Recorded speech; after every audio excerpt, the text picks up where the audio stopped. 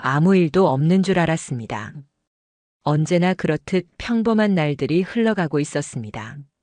아침이면 허겁지겁 출근을 하고 퇴근하면 집에 돌아와 아내가 차려준 밥상을 마주했습니다. 그 단조롭지만 따뜻한 일상이 당연하다고 믿었습니다. 하루가 지루해도 주말이 조금 답답해도 그래도 그것이 가정이라는 안온한 울타리라 생각했습니다. 그런데 언제부턴가 그 평범했던 일상에 금이 가기 시작했습니다. 처음에는 아주 작은 틈이었습니다. 밥을 먹는 사이에도 아내가 자꾸 휴대폰 알림을 확인했습니다.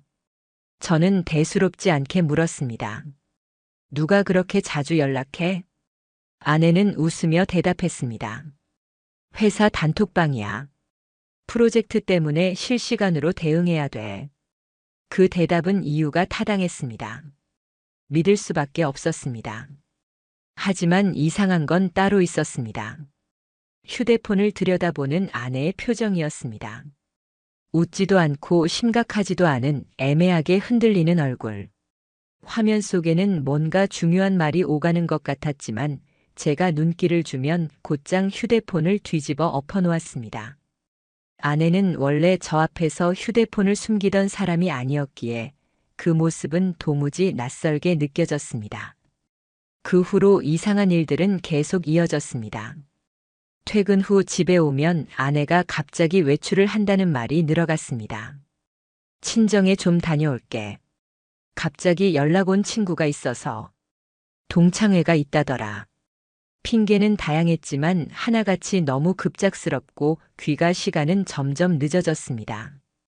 하루는 새벽 1시가 되어 들어왔습니다. 친구 만나서 밥 먹다가 늦었다라는 말로 쉽게 둘러댔지만 그 시각까지 친구와 밥을 먹었다는 말은 아무리 들어도 납득되지 않았습니다. 저는 점점 예민해졌습니다. 누군가의 말처럼 의심이 싹 트는 순간 모든 행동이 달리 보였습니다. 하루는 아내가 급히 화장실에 간 사이 휴대폰이 울렸습니다. 무심코 화면을 확인한 순간 세상이 차갑게 얼어붙었습니다. 오늘도 보고 싶었어. 너밖에 없어. 저장되지 않은 번호였고 문장은 짧았지만 그 의미는 너무도 명확했습니다. 손끝이 얼어붙었고 맥박은 귀를 울렸습니다. 저는 그냥 그 자리에 얼어붙은 돌처럼 앉아 있었습니다. 그날 이후 일상은 더 이상 같지 않았습니다. 식탁 위의 음식은 맛이 사라졌고 웃는 아내의 얼굴은 가식처럼만 보였습니다. 아내가 젓가락을 떨어뜨리고 왜 그래? 걱정스레 묻는 목소리조차 저를 속이는 가면극 같았습니다. 저는 스스로를 다잡기 위해 아내에게 정면으로 물었습니다. 혹시 요즘 무슨 일 있어? 아내는 시선을 피하지도 않고 당황하지도 않고 아주 태연하게 대답했습니다. 무슨 소리야? 오히려 당신이 이상해. 요즘 의심이 많아졌어. 그 말은 제 가슴에 또 다른 칼을 꽂았습니다. 제가 잘못된 걸까? 내가 예민한 걸까? 하지만 의심은 거둘 수 없었습니다. 그러던 어느 날 아내가 외출을 한다며 나갔습니다. 약속한 시간이 지나도 연락은 없었고 3시간 넘게 전화도 받지 않았습니다. 목이 타는 듯 전화를 수십 번 걸었고 결국 돌아온 건 짧은 메시지였습니다. 미안, 폰 배터리 나갔어. 3시간 동안 충전도 없이 거리를 헤맸다는 말, 이제는 하나도 믿기지 않았습니다. 그날은 침대 위에 누워 천장을 바라보며 생각했습니다. 내가 지금 뭘 보고 있는 거지? 내가 함께 사는 사람은 누구지? 저는 직장 동료에게 털어놓았습니다. 혹시 내가 너무 민감한 건 아닌지 확인받고 싶었습니다. 동료는 잠시 듣더니 단호하게 말했습니다. 내가 그런 생각이 들 정도면 이미 뭔가 있는 거야. 그 말은 마지막 장벽을 무너뜨렸습니다. 그날부터 저는 감시자가 되었습니다. 퇴근하면 귀가 시간을 기록하고 외출할 때마다 행선지를 물었습니다. 하지만 돌아오는 건 모호한 대답뿐이었죠. 휴대폰은 더 이상 건드릴 수도 없었습니다. 아내는 패턴락을 설정했고 제가 슬쩍 농담처럼 말을 꺼내자 날카롭게 되받아쳤습니다. 내 사생활이야. 결혼했다고 다 간섭할 수 있는 게 아니야. 그 순간 숨이 막혔습니다. 부부 사이에서 사생활이라는 말은 무엇을 의미하는 걸까요? 닫힌 문처럼 느껴졌습니다. 그날 밤부터 저는 무너졌습니다. 잠이 오지 않았습니다. 아내가 샤워하는 틈을 타 옷주머니를 뒤지고 카드 내역을 훑어봤습니다. 그것이 사랑의 방식이 아니라는 걸 알면서도 눈앞의 의심을 견딜 수 없었습니다. 하루가 하루 같지 않고 점점 제 자신이 부서져 가는 것 같았습니다. 그때였습니다. 완전히 예상치 못한 누군가에게서 연락이 왔습니다. 제 휴대폰 화면에 떴던 이름은 그 누구도 아니었습니다. 장모님. 심장이 철렁 내려앉았습니다. 장모님께서 제게 직접 연락을 주시는 일은 드물었습니다. 손에 힘이 빠진 채 전화를 받았습니다. 평소의 따뜻한 목소리는 아니었습니다. 차갑고 단호하게 울려 퍼졌습니다. 지금 시간 괜찮니? 잠깐 나 좀 보자. 그날 제 일상은 완전히 무너졌습니다. 퇴근 후 집으로 돌아왔을 때 저는 거실 소파에 멍하니 앉아 있었습니다. TV는 켜져 있었지만 거기서 흘러나오는 소리는 제 귀에 닿지 않았습니다. 눈은 스크린을 바라보고 있었지만 머릿속에는 단 하나의 생각만 빙빙 맴돌았습니다. 아내가 오늘도 친구를 만나러 나갔다는 말. 예전에는 제가 집에 들어오면 반가워하며 맞아주곤 했습니다. 그런데 요즘은 가족보다 바깥의 약속이 더 소중한 듯 했습니다. 어느 순간부터 저는 서운하다는 감정을 넘어 무덤덤한 허무만 느끼고 있었습니다. 진심으로 무엇을 잘못했지? 를 묻게 되었습니다.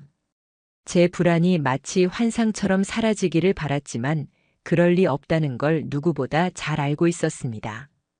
그날 휴대폰 진동이 갑자기 울렸습니다.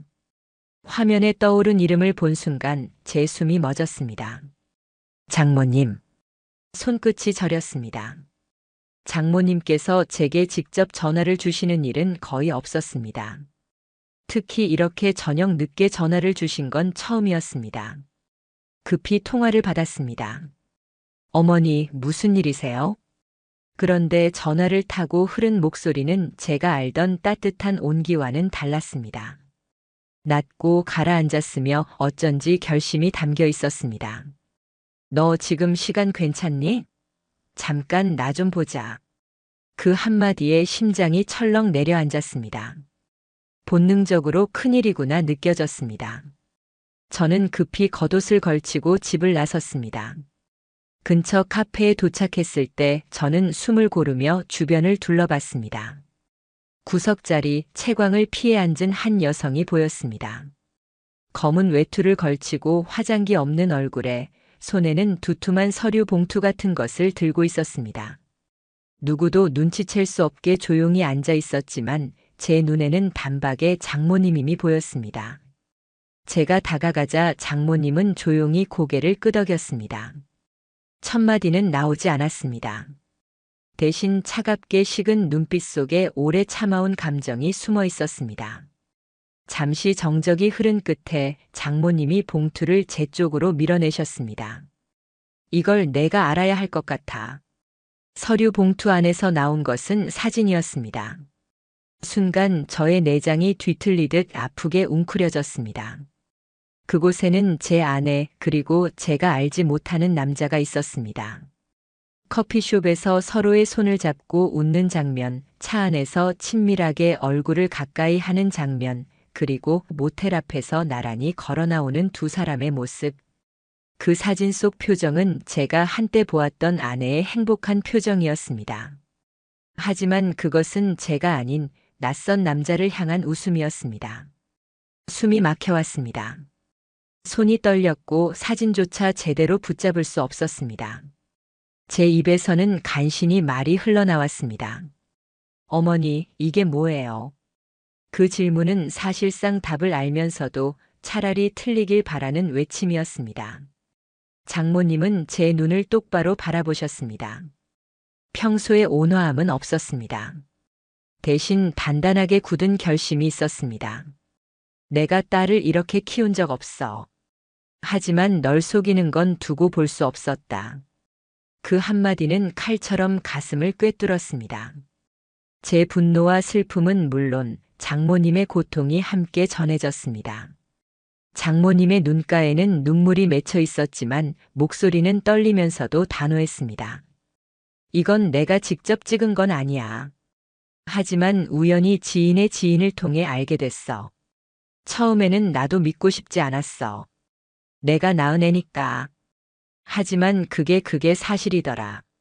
장모님이 손에 힘을 주며 테이블을 움켜쥐셨습니다.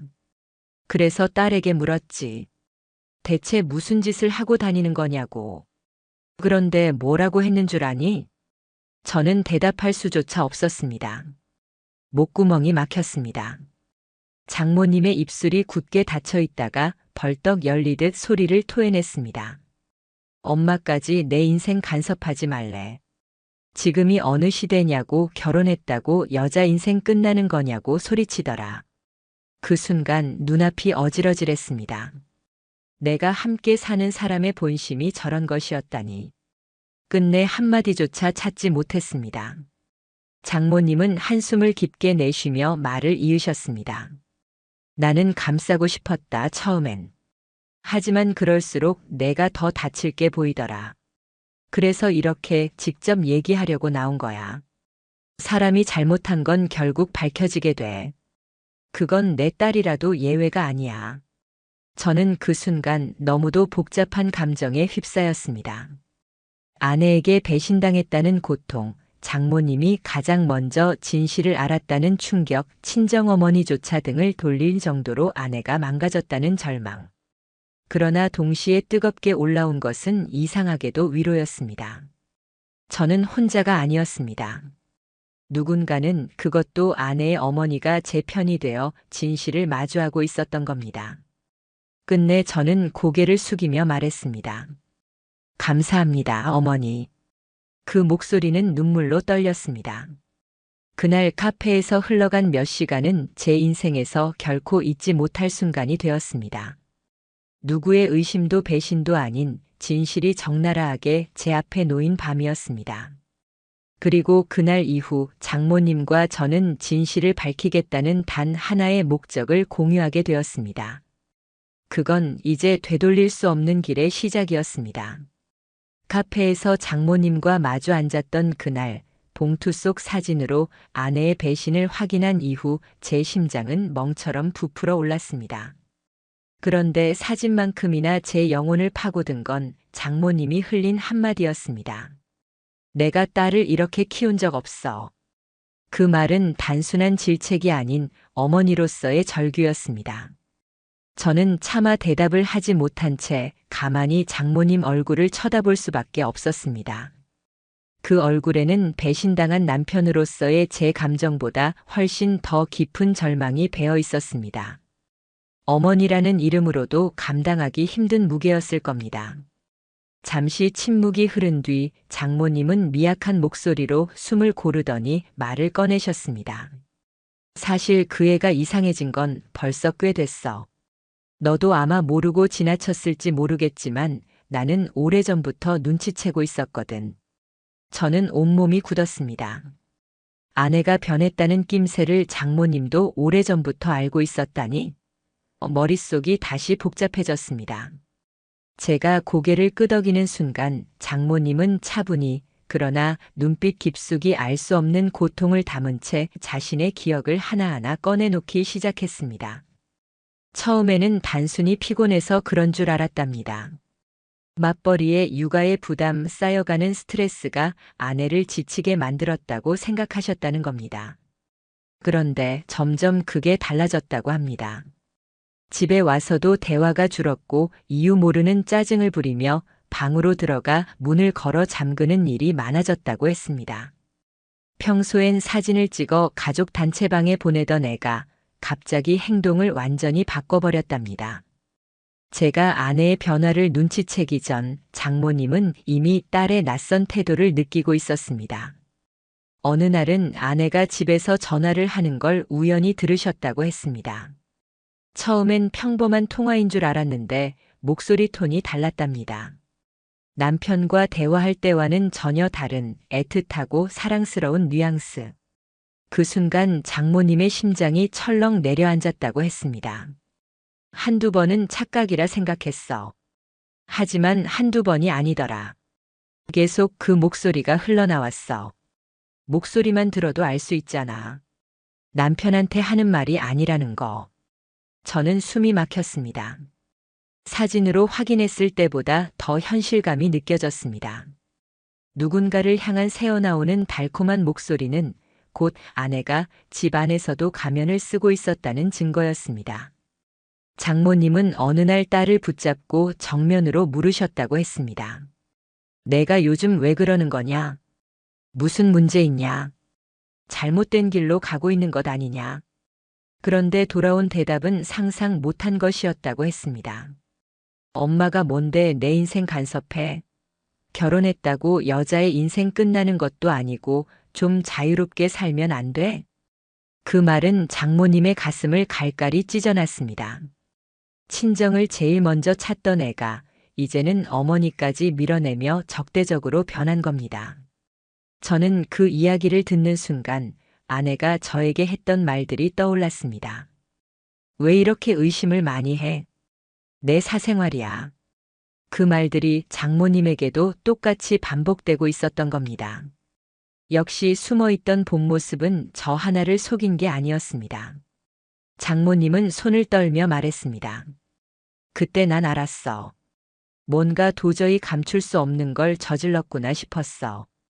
처음엔 은폐하고 싶었지. 나도 엄마니까. 하지만 그게 옳은 게 아니더라. 그래서 결국 너에게 말한 거야. 내가 가만히 있다면 너는 끝까지 속을 테니까. 그건 내가 못 보겠더라.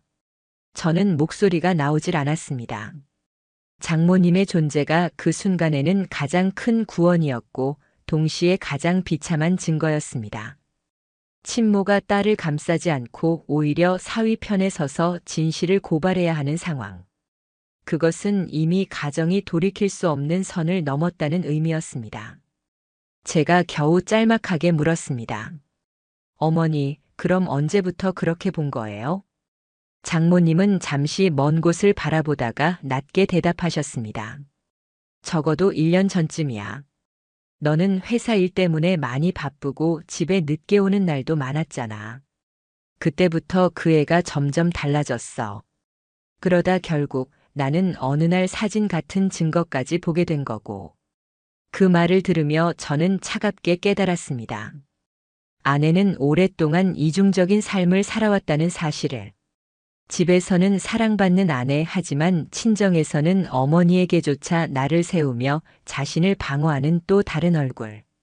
장모님은 마지막으로 낮게 그러나 흔들리지 않는 목소리로 단언했습니다.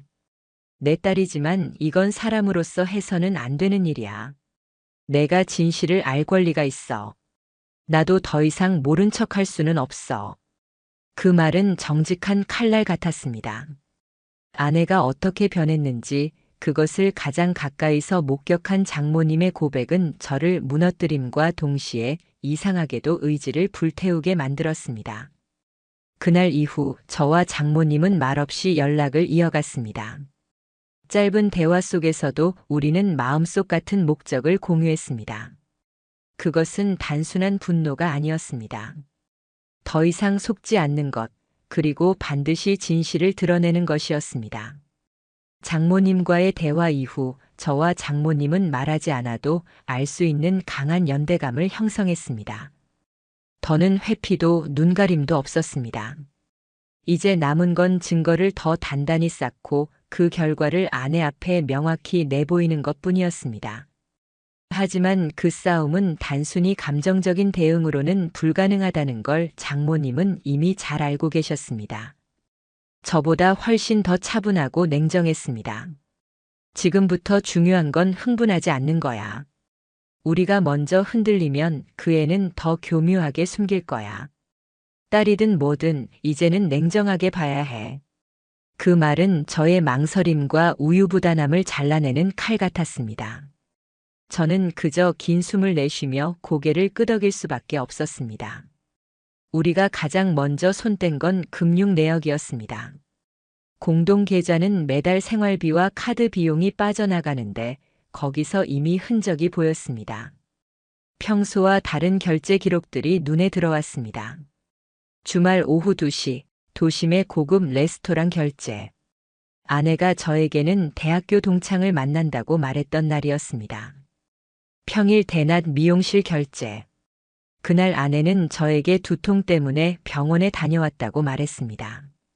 병원 대신 미용실에 간 겁니다. 그 모든 내역을 장모님은 작은 수첩에 꼼꼼히 적어 내려가셨습니다. 날짜, 시간, 결제 장소. 마치 수사를 하는 형사 같았습니다.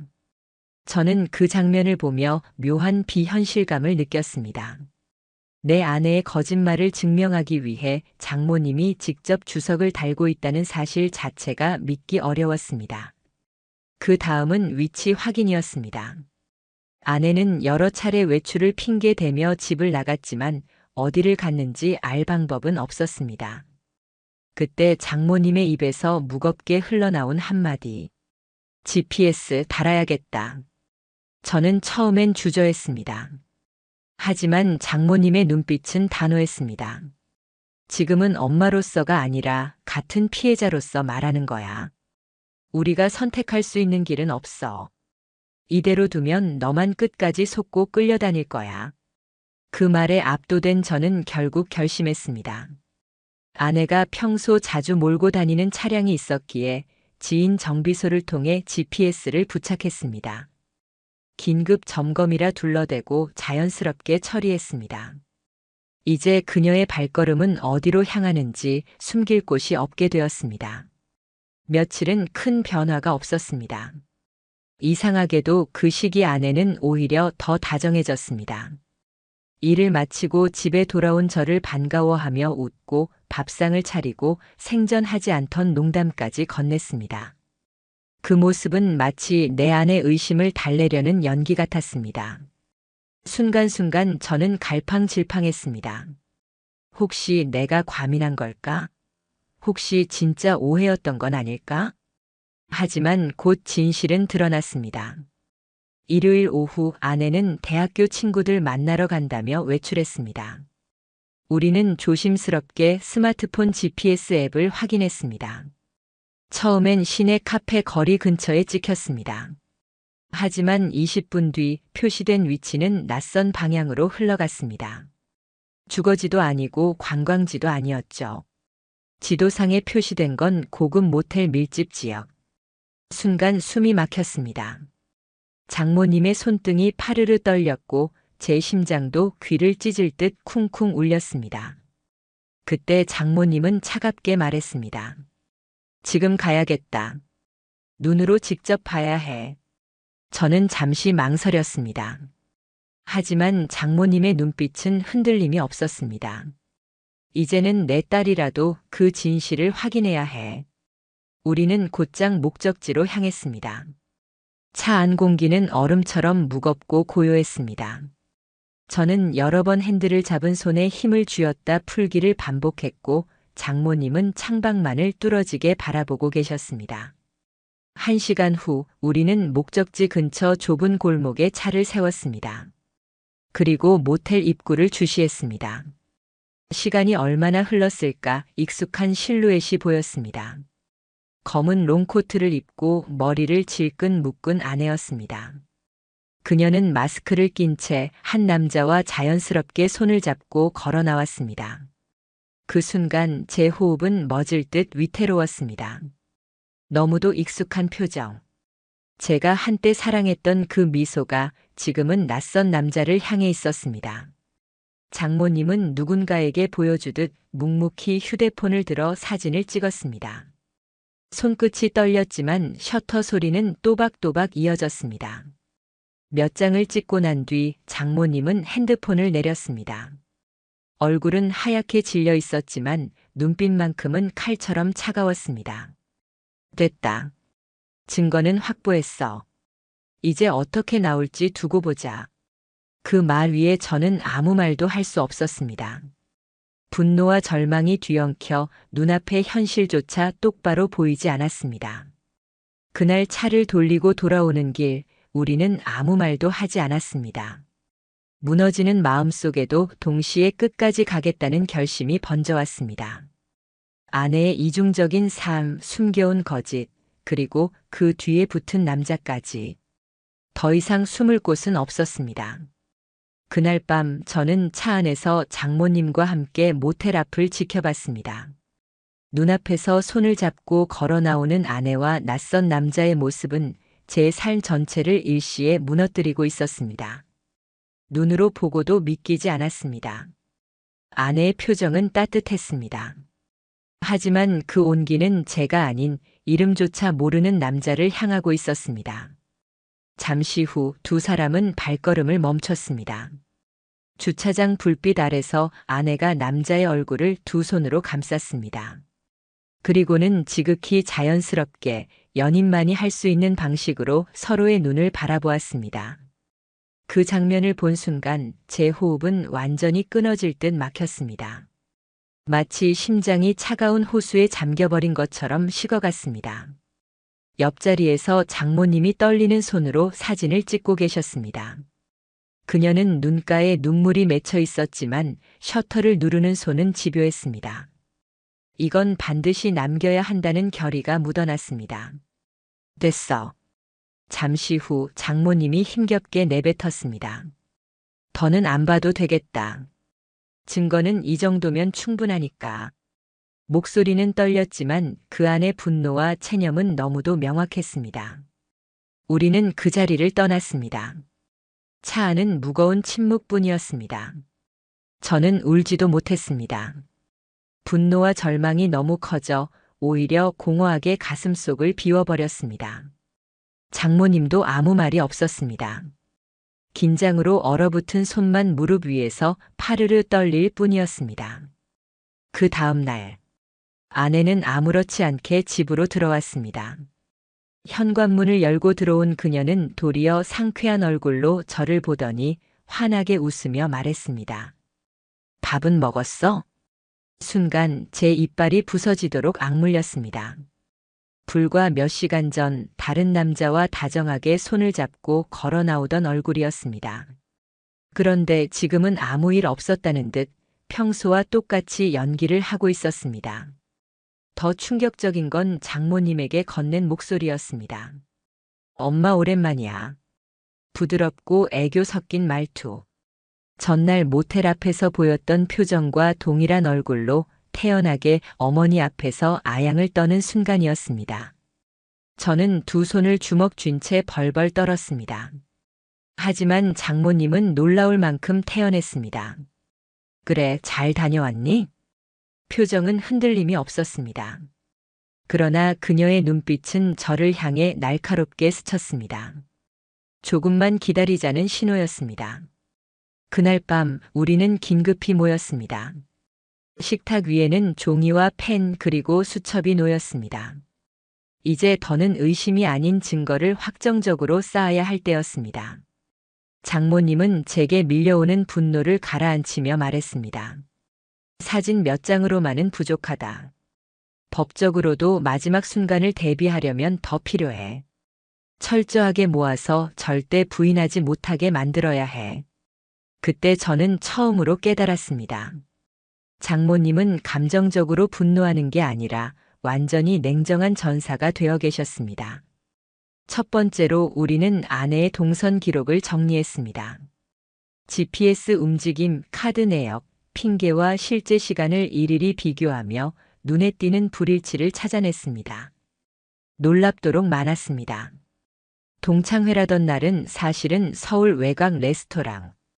두통 때문에 병원에 갔다던 날은 사실은 고급 미용실. 친정에 간다던 날은 기록은 전혀 없는 모텔촌. 둘째, 우리는 주변 CCTV를 확인하기 위해 발벗고 나섰습니다. 제가 직접 상가 주인들에게 CCTV를 부탁했고 장모님은 차분히 날짜별로 체크했습니다. 그곳에는 아내와 남자가 나란히 걸어가는 모습이 또렷하게 담겨 있었습니다. 셋째, 결정적 증거는 디지털에서 나왔습니다. 장모님은 아내가 오래전 사용했던 클라우드 계정 비밀번호 조합을 떠올렸습니다. 기념일과 생일을 섞어 입력하자 접근이 가능해졌습니다. 그리고 그 안에서 지옥 같은 대화가 쏟아져 나왔습니다.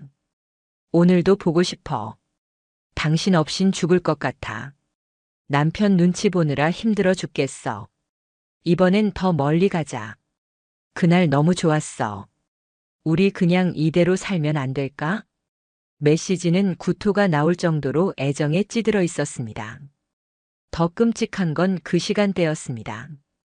제가 회사에서 회의를 하던 오후 수십 번의 메시지가 오갔습니다. 거기서 끝이 아니었습니다. 대화 중에는 장모님까지 언급돼 있었습니다. 우리 엄마도 눈치챈 것 같아. 근데 내가 대들었더니 조용해졌어. 역시 엄마도 날 못 막아. 그 문장 앞에서 장모님은 손을 떨며 입술을 깨물었습니다. 눈가가 붉어졌지만 울지 않았습니다. 대신 이빨을 악물며 낮게 중얼거렸습니다. 내가 이런 애를 낳았단 말이지. 저는 숨이 턱까지 차올랐습니다. 제 분노는 이미 인간적인 경계선을 넘어 있었고 그 순간만큼은 정말로 제 몸이 부서지는 것 같았습니다. 그날 밤 우리 둘은 한참 동안 말이 없었습니다. 종이 위에는 날짜와 기록, 증거물이 차례대로 줄지어 있었고 그 위에 우리 두 사람의 무거운 그림자가 드리워져 있었습니다. 마지막에 장모님이 고개를 들었습니다. 눈빛은 이미 흔들림 없는 결단이었습니다. 이제는 끝까지 가야 한다. 내 딸이라고 해도 이건 감쌀 수 없다. 넌 혼자가 아니야. 그 순간 저는 처음으로 확실히 느꼈습니다. 끝까지 싸워도 된다는 확신을. 그리고 더는 물러설 길이 없다는 점을. 우리는 그렇게 아내와 상간남의 파국을 향해 치명적인 칼날을 갈고 있었습니다. 그날은 일요일이었습니다. 평범한 아침처럼 시작됐습니다. 아내는 그날도 태연하게 웃으며 현관에 서 있었습니다. 장 좀 보러 나갔다 올게. 저는 무표정하게 고개만 끄덕였습니다. 장모님은 간단히 미소를 지으며 대답했습니다. 그래, 다녀와라. 하지만 그 미소는 껍데기였습니다. 저는 그 의미를 알았습니다. 장모님의 눈빛 속에는 이미 차가운 결심이 담겨 있었습니다. 그것은 제가 수차례 확인한 흔들림 없는 마지막 준비의 눈이었습니다. 아내가 현관문을 닫고 나가자 장모님은 제 쪽으로 천천히 고개를 돌리셨습니다. 오늘 끝내자. 더는 미룰 필요 없어. 그 목소리는 낮았지만 제 심장을 관통했습니다. 저는 입술을 깨물며 고개를 끄덕였습니다. 오후 아내가 집으로 돌아왔을 때 거실 풍경은 평소와 달랐습니다. 커피 테이블 위에는 차가운 증거물들이 차곡차곡 놓여 있었습니다. 모텔 앞 사진, 남자와 손을 잡고 있는 장면의 영상 캡처, 클라우드에서 복원한 메시지 대화, 그리고 상간남과 찍힌 SNS 사진까지. 모든 흔적들이 피할 수 없는 진실처럼 그녀 앞에 펼쳐져 있었습니다. 아내는 들어오자마자 기분 좋게 신발을 벗고 거실로 걸어왔습니다. 그런데 눈앞의 광경을 보고 그녀의 얼굴이 굳었습니다. 한 발자국 멈춰 선 자리에서 눈을 크게 뜬 채 테이블 위를 바라봤습니다. 이게 뭐야? 목소리는 떨렸습니다. 하지만 그 떨림은 놀람보다는 덜미 잡힌 자의 두려움이었습니다. 저는 심장이 폭발할 듯 울렸습니다. 참아왔던 분노가 솟구쳐 목소리가 무너져 나왔습니다. 대체 언제부터였어? 내가 이렇게 참고 그렇게 믿었는데, 내 웃음 하나 믿으려고 내가 얼마나 버텼는데, 그게 다 내가 눈치가 없어서 가능했던 거야? 제 목소리는 터져나오는 절규 같았습니다. 아내는 입술을 떨며 손으로 테이블을 짚었습니다. 눈빛이 흔들렸지만 금세 입술을 달싹이며 변명을 내뱉었습니다. 아니야, 그게 그냥 잠깐 감정에 휩쓸린 거야. 별거 아니었어. 그냥 잠시 외로운 마음 때문에. 그 순간 장모님이 자리에서 천천히 일어섰습니다. 그리고 단호하게 말했습니다. 별거 아니었다고. 목소리는 날 선 칼날 같았습니다. 아내가 움찔하며 고개를 들었습니다. 하지만 이미 늦었습니다. 장모님의 손이 식탁 위에 쾅 하고 부딪혔습니다. 테이블 위에 종이가 흩날렸습니다. 어떻게 이럴 수가 있니? 내가 널 이렇게 키웠어? 사람이 어떻게 이럴 수 있어? 세상에서 가장 중요한 게 신뢰라고 수없이 말했잖아. 그런데 넌 그걸 이렇게 짓밟은 거야. 너는 지금 자기가 뭘 한 건지 알기는 하니? 거실 공기가 얼어붙었습니다. 아내는 눈물을 글썽이며 입술을 깨물었습니다. 엄마 나도 힘들었어. 남편은 맨날 일만 하고 나를 제대로 바라보지도 않고 나도 외로웠어. 나도 사람인데 잠깐 흔들릴 수 있잖아. 그 순간 저는 피가 거꾸로 솟는 듯 했습니다. 저의 분노를 가로막고 있던 마지막 장벽이 무너졌습니다. 외로워서? 그게 내 변명이야? 내가 뼈 빠지게 일해서 너랑 우리 생활 지키려고 한 게 다 내 외로움이라는 단어 하나로 무너지는 거야? 그래서 그 남자와 손을 잡고 입 맞추고 모텔까지 드나든 게 다 외로워서라는 말로 씻겨지는 거냐고. 아내는 시선을 피했습니다. 손끝으로 옷자락을 움켜잡은 채 아무 말도 하지 않았습니다. 변명은 더 이상 이어지지 않았습니다. 침묵은 곧 인정이었습니다. 장모님은 차갑게 고개를 저었습니다. 너한테 수없이 물었지. 요즘 왜 늦게 들어오냐고. 왜 거짓말 하냐고. 근데 넌 내 말에 고개를 들기는커녕 오히려 날 몰아세웠어. 엄마가 뭔데 내 인생에 간섭하냐고 소리쳤지.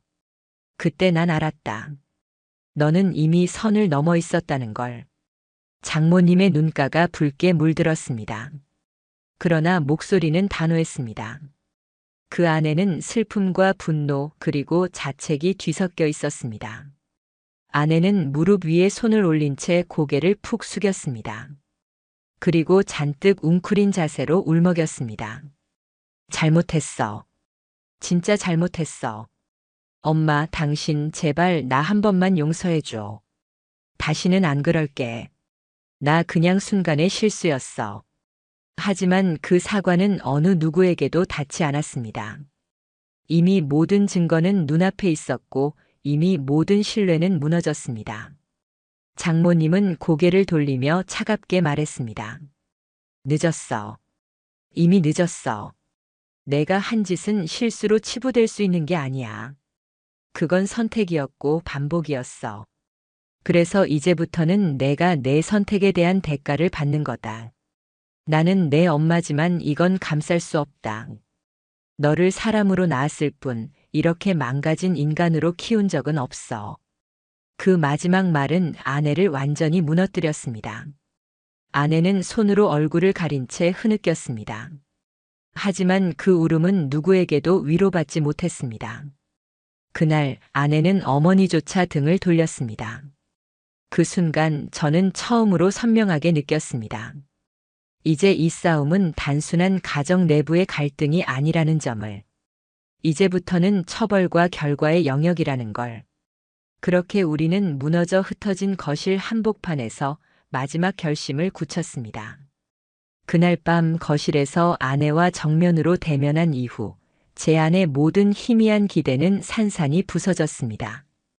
더는 변명도 용납도 없었습니다. 용서라는 단어는 이미 그 자리에서 의미를 잃었습니다.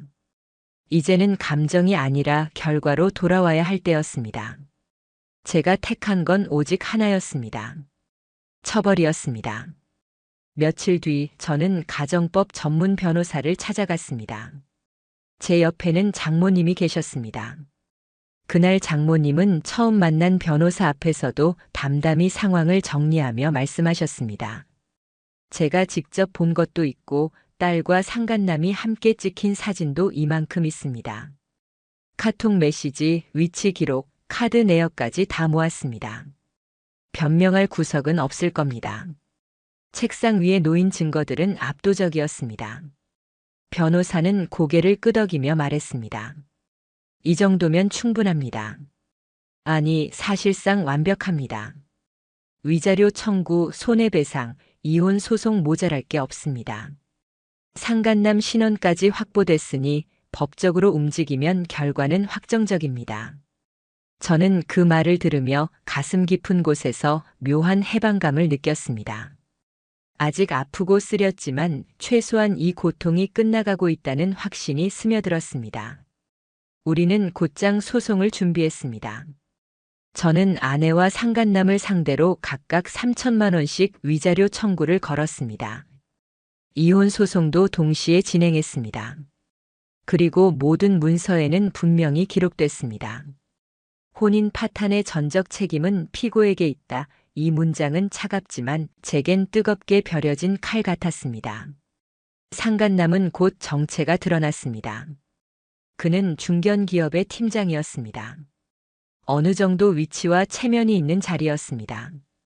그러나 우리가 확보한 증거가 회사 인사팀에 전해지자 사건은 순식간에 번졌습니다. 품위 유지 위반으로 정직 처분이 내려졌고 결국 곧바로 사직서를 제출했습니다. 그의 가정도 마찬가지였습니다. 아내가 모든 사실을 알게 된 순간 이혼 소송은 곧장 시작됐습니다. 양육권은 상간남의 전처에게 넘어갔습니다. 그는 직장도 가정도 모두 잃었습니다. 남은 건 빚더미와 명예 실추뿐이었습니다. 한때 제 아내와 함께 웃고 떠들던 그 얼굴은 이제 철저히 몰락으로 가는 길에 서 있었습니다. 그리고 아내. 이혼 절차는 냉정하게 진행됐습니다. 재산 분할은 최소화됐고 오히려 제가 숨죽여 모아온 자산은 철저히 지켜냈습니다. 판결문에는 그녀의 책임이 명확히 기록되어 있었습니다. 배우자를 배반하고 혼인을 유지할 수 없게 만든 중대한 책임. 이혼이 성립된 순간 아내는 더는 갈 곳이 없었습니다. 그녀는 친정집으로 발을 들이려 했지만 장모님은 단호히 막아섰습니다. 내 집에 다시는 들어오지 마라. 난 널 낳았지만 널 이렇게 키운 적은 없다. 그 말은 아내를 완전히 무너뜨렸습니다. 친정에서도 받아주지 않았습니다. 결국 그녀는 고시원 같은 좁은 임시 거처를 전전하며 지냈습니다. 남편에게, 어머니에게, 심지어 연인이라 믿었던 남자에게도 외면당한 채 홀로 떨어져 나간 겁니다. 법적으로 정해진 6천만 원의 위자료는 무자비하게 그녀의 어깨를 짓눌렀습니다. 상간남과 나눠야 했지만 그조차 원활하지 않았습니다. 결국 그녀는 빚을 내고 친구들과 지인에게 돈을 빌려 충당해야 했습니다. 하지만 친구들마저 등을 돌렸습니다. 뻔한 소문은 순식간에 퍼져나갔고 그녀는 점점 고립돼 갔습니다. 그러던 어느 날 제 휴대폰에 한 통의 문자가 도착했습니다. 다 무너졌어. 엄마도 날 버렸고 그 사람도 날 몰라. 미안해. 정말 미안해. 짧은 메시지였습니다. 그러나 제 안에서는 아무런 파동도 일어나지 않았습니다. 너무 늦었습니다. 이미 모든 게 끝난 뒤였습니다. 가끔 모든 일이 지나간 뒤에도 저는 생각했습니다. 어디서부터 잘못된 걸까? 내가 너무 믿었던 걸까? 아니면 너무 오래 참으며 그녀에게 여지를 준 걸까? 하지만 결국 결론은 같았습니다. 진실은 반드시 드러난다. 아무리 감추어도 아무리 웃으며 거짓말을 해도 결국 모든 것은 드러나게 돼 있습니다. 그리고 그 순간 배신의 대가는 모든 걸 앗아가게 됩니다. 언제나 평범했던 일상은 한순간에 무너졌습니다. 그러나 동시에 깨달았습니다. 배신 앞에서 침묵하는 건 사랑이 아니라 파멸의 동반자라는 것을. 이제 그녀는 모든 걸 잃었습니다. 가정도 신뢰도 체면도. 제가 끝내 쥐고 있는 것은 단 하나였습니다. 나 자신을 끝까지 지켰다는 사실. 카메라 앵글이 흐릿하게 꺼지듯 제 목소리는 뼈에 새기는 듯 차가운 결론으로 마무리됐습니다. 배신은 반드시 대가를 치른다. 거짓으로 쌓아올린 행복은 결국 무너져 내릴 뿐이다.